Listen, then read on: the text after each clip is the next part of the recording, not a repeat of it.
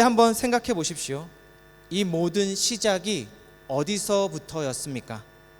사도행전은 분명히 기록하고 있습니다. 불과 120명이 모여있던 그런 다락방에서 교회는 시작되었습니다. 이 교회만한, 이 장소만한 그런 작은 교회에, 작은 다락방에 120명의 사람들이 모인 것이 교회의 시작이었단 말입니다. 그럼 이 어떻게 작은 공동체가 예루살렘을 막 흔들고 로마를 뒤집어서 전 세계에 세계 종교로 퍼져나갈 수 있었을까요? 그 어마어마한 능력은 도대체 어디로부터 나왔을까요? 세계사 책을 찾아보면요, 많은 책들이 이렇게 설명합니다.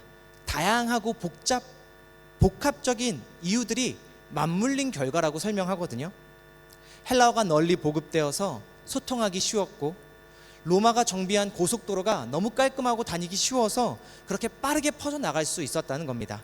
그리고 결정적으로 기독교가 로마 황제의 정치적인 필요와 딱 맞아 떨어지면서 세계 종교가 될 수 있었다는 것이 이 세계사의 설명입니다. 그렇다면 성경도 그렇게 기록할까요? 헬라어가 있었기 때문에, 고속도로가 있었기 때문에, 로마의 황제의 필요에 딱 맞아 떨어졌기 때문에 그래서 기독교가 세계 종교가 됐다고 성경이 기록할까요? 성경은 전혀 그렇게 기록하지 않습니다. 성경은요, 헬라어가 없었다고 해도, 로마의 도로가 없었다 해도, 정치적 후원 따위도 없었다 해도, 아니 도리어 핍박과 박해를 받았지만 복음은 땅끝까지 전파되었다고 기록합니다. 왜냐하면 교회는요, 하나님께서 성령의 숨을 불어넣으셔서 그분의 생명, 다시 말하면 부활의 생명입니다. 죽어도 죽지 않고 죽어도 다시 사는 그 생명으로 세워진 공동체가 교회이기 때문입니다. 왜 교회가 세계 종교가 되었습니까? 성경의 답은요, 성령 그 하나님께서 숨을 불어넣으셨기 때문입니다. 그렇게 죽어도 죽지 않은 영원한 생명을 받은 하나님께서 손수 세우신 공동체, 그것이 교회가 부흥한 이유입니다. 그렇게 오늘 말씀은요, 예루살렘에 있던 작은 모임이었던 교회가 세상 곳곳으로 전파되기 시작했던 그 첫 장면을 우리에게 보여줍니다. 그런데 첫 장면부터 사실 좀 예사롭지가 않습니다. 왜냐하면 우리의 생각에는 교회가 막 부흥해서 아직 예루살렘에 더 전도할 곳이 없어서 그래서 나가기 시작했거니 라고 생각할 수 있는데요, 정반대입니다. 전혀 그렇지 않았습니다. 오늘 이 첫 장면은 교회의 핍박으로부터 시작합니다. 교회가 핍박받고 완전히 사라질 위기에 처한 겁니다. 급기야 한 집사님이 체포되어서요, 재판을 받게 된 겁니다. 그분이 바로 우리가 잘 아는 기독교의 첫 번째 순교자 스데반 집사님입니다. 어떤 사람들은 그를 보면서 지금 막 이를 부득부득 깔고 있습니다. 막 화를 참지 못하는 겁니다. 스데반 집사님이 지금 예루살렘 공의회에 있거든요. 예루살렘 공의회는 그 당시 종교 지도자들이 다 모여서 한 사람을 재판하기도 하는 곳이었습니다. 바리새인들, 사두개인들, 종교 지도자들, 대제사장들 다 모여 있었을 겁니다. 그 자리에 지금 스데반이 있는데요, 스데반이 이렇게 이야기합니다. 예루살렘 성전에는 하나님이 계시지 않다는 겁니다. 가히 충격적인 이야기입니다. 모든 종교 지도자들이 다 모인 자리에서 예루살렘 성전, 저기 있는 저 웅장하고 거대한 성전에 하나님 안 계시다고 말하는 겁니다. 그 자리에 있었던 대제사장, 바리새인, 사두개인, 종교 지도자들은 모두 격분했습니다. 이를 부득부득 갈았습니다. 그런데 사실은요, 우리는 이미 알고 있습니다. 예수님께서 공생의 기간 동안 단 한 번 화를 내시거든요. 그분의 거룩한 분노를 쏟아내신 자리가 어디였습니까? 예루살렘 성전이었습니다. 다른 곳이 아니었습니다. 죄인들과 함께 하시거나 몸을 파는 이들과 함께 할 때 분노하신 것이 아니라요, 종교 지도자들이 모여있는 예루살렘 성전에서 그분의 분노를 쏟아내셨습니다. 왜냐하면 성전은 그때부터 하나님이 거하시고 하나님의 백성과 교제하는 자리가 아니었기 때문입니다. 겉은 크고 화려했지만 속은 완전히 썩어 있는 곳, 그것이 예루살렘 성전이었습니다. 성전은요, 분명 어느 때보다 크고 웅장했습니다. 이 유대인들의 역사 속에서도 가장 크고 가장 화려하고 가장 웅장했습니다. 그런데 혹시 왜 그렇게 크고 웅장했는지 아십니까? 헤롯이 리모델링을 해줬기 때문에 그렇습니다. 왜 헤롯이 리모델링 해줬을까요? 그가 유대인 출신이 아니었거든요. 그는요 에돔 사람이었습니다. 다른 민족 출신이었습니다. 그런 사람이 한 나라의 왕이 되었으니 이 사람이 유대인들의 환심을 사야 되는데요, 방법이 딱 하나 있는 겁니다. 그들의 성전을 리모델링 해주는 겁니다. 깨끗하게 만들어주는 겁니다. 크게 지어주는 겁니다. 그렇게 자신의 정치적 야심을 가지고 거금을 투자해서 세운 건물, 그것이 성전이었고요. 거기에 종교 지도자들이 기생하기 시작합니다. 유대인들 지도자들은요 마치 그 건물의 크기가, 그 건물의 화려함이 자신의 권위인 양 막 으스대면서요 시장을 거닐기 시작합니다. 그뿐만이 아니라요, 정말 비극적인 이야기가 하나 나오는데요, 아마 아실 겁니다. 두렙돈 여인의 이야기 아시죠? 두렙돈밖에 없는 여인이 그 돈을 다 내고 헌금하고 제사 드린 이야기가 나옵니다. 성전의 제사가요 그 과부의 얼마 되지 않는 두렙돈까지 착취할 만큼 가난한 이를 착취하는 부패한 시스템이 되어버린 겁니다. 한쪽에서는 자신의 정치적 야망을 가지고 건물을 키웠고, 다른 한쪽에서는 그 건물을 가지고 가난한 이들의 돈까지 착취하는 시스템으로 만들어버린 겁니다. 하나님의 임재가 있을 리가요. 생명을 잃어버린 교회의 모습, 그 모습을 예루살렘 성전이 하고 있었던 겁니다. 섬김이 아니라요, 건물의 크기에서 마치 권위가 나오는 것처럼 거들먹거리고, 나눔이 아니라 착취하면서 그런 시스템을 갖췄던 것, 예루살렘 성전입니다. 기독교의 가장 암흑기가 언제였을까요? 중세시대였거든요. 기독교의 가장 암흑기를 우린 중세시대라고 합니다. 그런데 그 중세시대를 생각해 보면요, 정확하게 두 개가 작동했습니다. 하나는 건물이 화려했고요, 그 건물을 유지하려고 착취했습니다. 지금도 유럽의 아름다운 건물들 있죠. 그 건물들 다 중세 때 지어진 겁니다. 그런데 그 건물의 비용을 대려고요 면벌부를 걷기 시작합니다. 말도 안 되는 교리를 펴기 시작합니다. 지옥에 떨어졌어도 너가 돈을 내면 천국 갈 수 있다는 겁니다. 그렇게 거짓말로 사람들이 현혹하고 가난한 이에게서까지 땡그란 한전 두 푼을 착취했던 시대, 그때가 기독교의 가장 암흑기였습니다. 건물은 컸지만 가장 비참했던 때. 그런데 안타깝게도요, 지금 우리가 그 모습을 닮아가고 있는 것은 아닙니까? 오늘날의 교회가 건물은 크고 착취하는 시스템으로 부패하고 있지는 않습니까? 그 부패의 시작이 예루살렘 성전부터였습니다. 스데반 집사님은요 그 한복판에서 그 불의한 권력과 부패한 시스템에 대고 분명히 선언합니다. 하나님은 그 자리에 계시지 않다는 것입니다. 그리고 오늘 말씀은 분명히 보여줍니다. 하나님이 누구와 함께 하시며 누구를 위해 서 계신지 오늘 말씀이 이야기하는데요, 55절의 말씀입니다. 우리 한 목소리로 같이 읽어봤으면 좋겠습니다. 함께 읽겠습니다. 그런데 스데반이 성령이 충만하여 하늘을 쳐다보니 하나님의 영광이 보이고 예수께서 하나님의 오른쪽에 서 계신 것이 보였다. 아멘. 그 자리에 많은 종교 지도자들이 있었습니다. 그런데 그 자리에요 유일하게 성령 충만한 사람, 성전으로 존재한 사람은요 스데반 집사님 뿐이었습니다. 그리고 그를 위해서 지금 예수님이 서 계십니다. 이거 참 특별한 표현입니다. 예수님은요 보통 성경에서 서 계시지 않거든요. 하나님 우편에 앉아 계시다가, 우리 그렇게 외우잖아요. 예수님은 하나님 우편에 앉아 계신 분입니다. 그런데요 지금 그분이 서 계십니다. 스데반과 함께 스데반을 지지하며 그 앞에 서 계신 겁니다. 세상의 권력들, 이 부패한 권력들은요 이제 곧 스데반에게 사형을 집행할 겁니다. 그에게 돌을 던질 겁니다. 그를 죽일 겁니다. 그런데 하늘의 왕께서는 스데반과 함께 서 계시고 이제 그를 천국의 사람으로 맞이할 준비를 하고 계신 겁니다. 그래서 이제 오늘 스데반의 이 마지막 기도요, 이 마지막 기도가요 대단히 귀에 낯익으실 겁니다. 그가 이렇게 기도합니다. 한번 들어보십시오. 누구의 기도를 닮아 있는지 잘 들어보시기를 바랍니다. 스데반이 이렇게 기도합니다. 주님, 이 죄를 저 사람들에게 돌리지 마십시오 라고 기도합니다. 혹시 들어보셨습니까? 이 기도. 주님, 이 죄를 저 사람들에게 돌리지 마십시오. 예수님께서 십자가 위에서 드린 기도입니다. 오늘 말씀이 이야기하는 겁니다. 스데반의 인생이 이제 곧 사형당하고 죽음으로 끝나는 것이 아니라 그는 순종함으로 예수님과 연합해 가고 있다라고 말하는 겁니다. 그의 기도가 지금 그의 언어가 그의 말이 성령의 능력 안에서 예수님을 닮아가고 있는 것입니다. 그리고 오래전 예수님께서는요 예루살렘 성전을 보고 예수님께서도 이렇게 말씀하신 적이 있습니다. 이 성전을 헐라 내가 3일 만에 다시 지으리라. 부활하신 예수님의 몸이 성전입니다. 그리고 오늘 스데반은 죽음으로써 그 예수님의 몸에 연합하고 있는 것입니다. 스데반의 죽음은요 예수님과 하나됨, 의와 진리로 충만한 거룩한 성전으로 완성된 사건이 스데반의 순교였습니다. 사랑하는 성도님들, 이렇게 오늘 말씀은요 우리에게 두 성전을 나란히 보여줍니다. 한 성전은요 크고 화려하고 웅장합니다. 그러나 돈으로 세워졌고 권력으로 세워진 부패한 성전이었습니다. 다른 하나는 돌을 던지면 쓰러지고 죽을 수밖에 없는 작고 연약한 성전이었습니다. 그러나 끝까지 순종하며 거룩하게 완성된 성전입니다.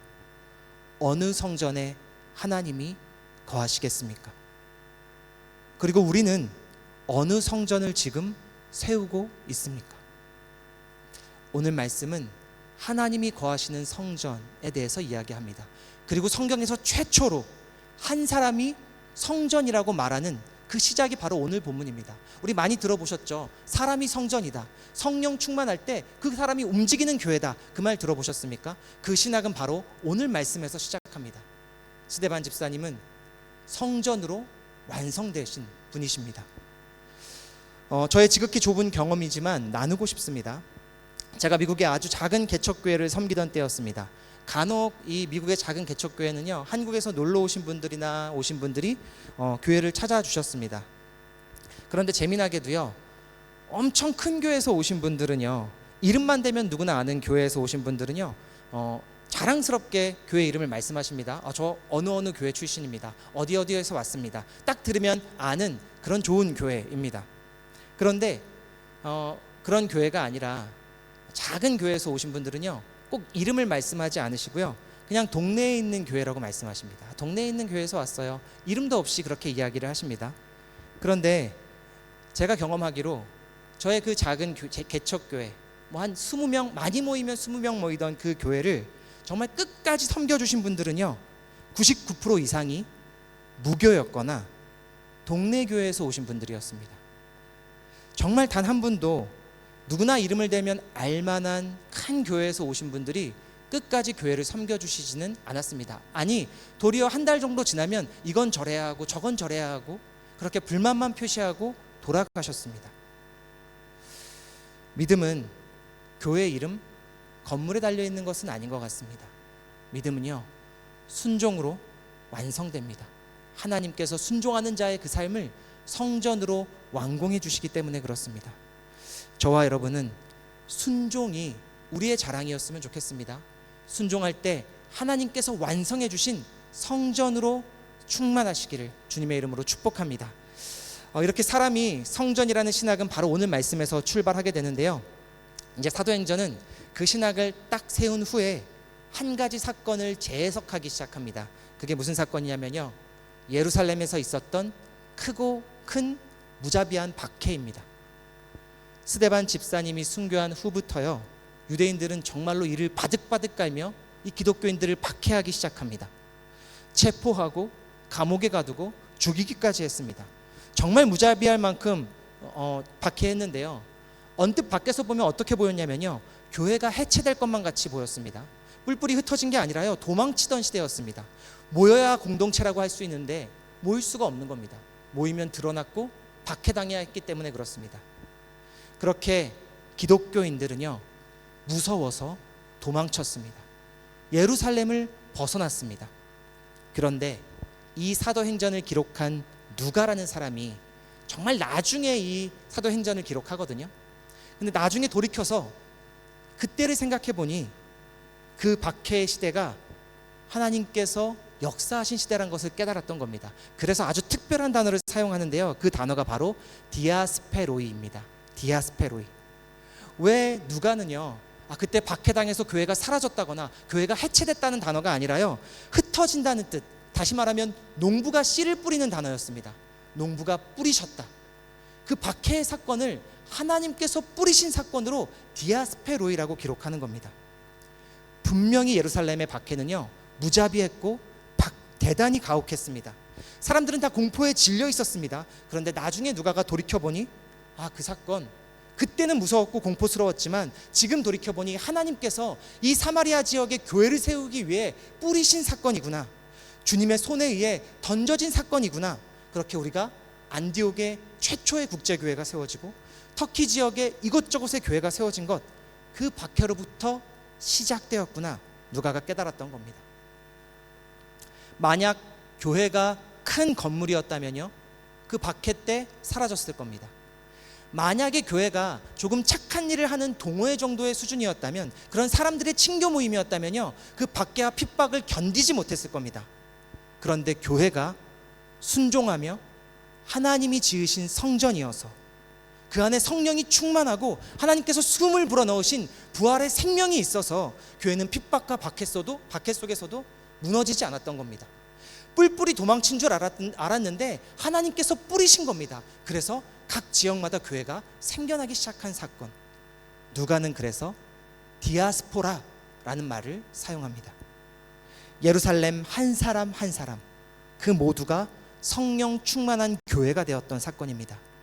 그래서 하나님은 농부셨고 생명 가득한 씨앗을 이 사마리아 땅끝까지 흩뿌리셨습니다. 그것이 바로 우리 기독교가 세계 종교가 될 수 있었던 시작입니다. 사랑하는 성도님들, 오늘 말씀은요, 우리에게 분명히 증거합니다. 순종하는 자는 결코 부러지지 않는다는 겁니다.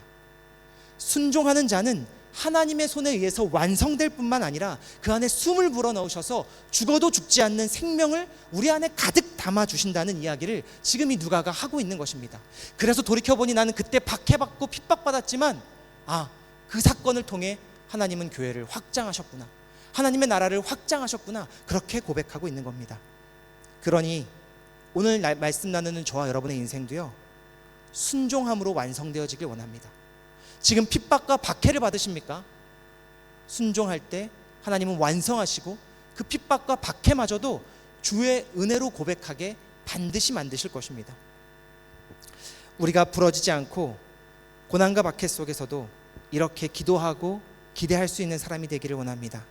지금 주님이 나를 생명의 씨앗으로 뿌리시는구나, 나에게 생명을 담아주신 씨앗으로 주님이 들고 계시구나, 그렇게 고백할 수 있는 저 여러분 되시기를 주님의 이름으로 축복합니다. 우리는 오는 20일부터 바울과 함께라는 주제로요, 우리 GBA 이제 시작하게 됩니다. 글로리 바이블 아카데미를 시작하는데요, 바울은 정말 살펴볼수록 참 대단한 사람입니다.